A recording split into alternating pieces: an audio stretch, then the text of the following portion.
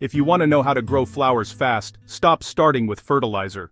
In my garden, the quickest blooms came from 3 simple choices: the right flower, the right light, and the right watering.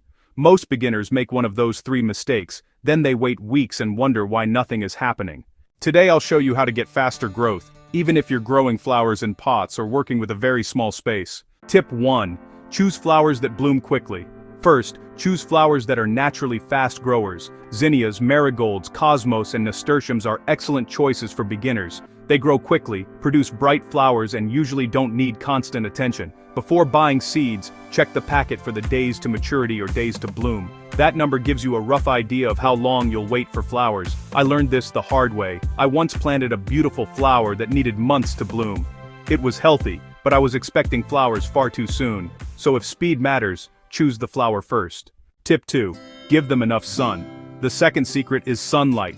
Most flowering plants need at least 6 hours of direct sunlight each day.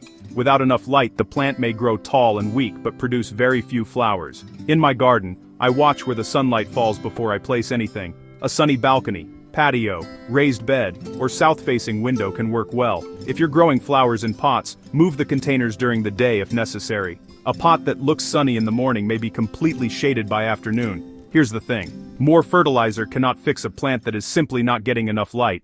Tip 3. Use the right pot and soil. Next, give the roots a comfortable home.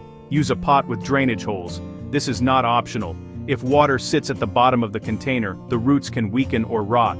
The plant may look thirsty, but adding more water only makes the problem worse. Use a light potting mix that drains well. Don't fill a container with heavy garden soil. It can become compacted and prevent air from reaching the roots. For gardening beginners, keep this simple. A quality pot, fresh potting mix, and good drainage will take you a long way.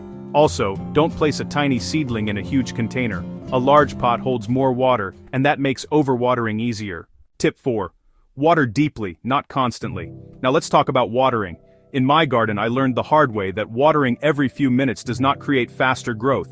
Instead, water slowly until moisture reaches the lower part of the pot, then wait until the top inch of soil feels dry before watering again.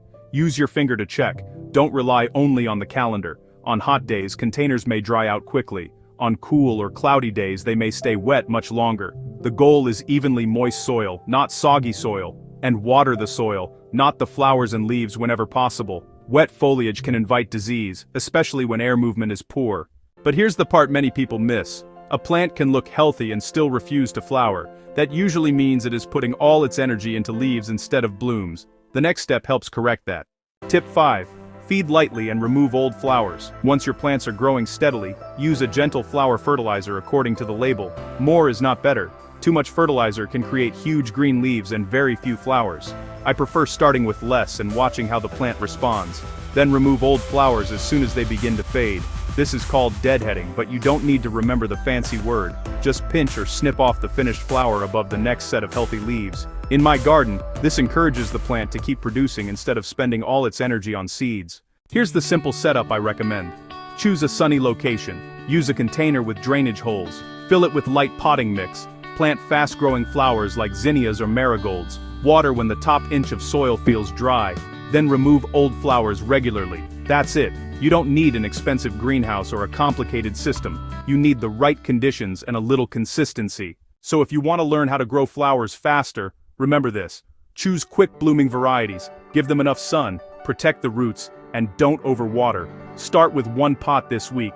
If this helped, subscribe for more practical gardening tips, and drop a comment telling me which flower you're growing at home. I read every single one. Now go plant something colorful.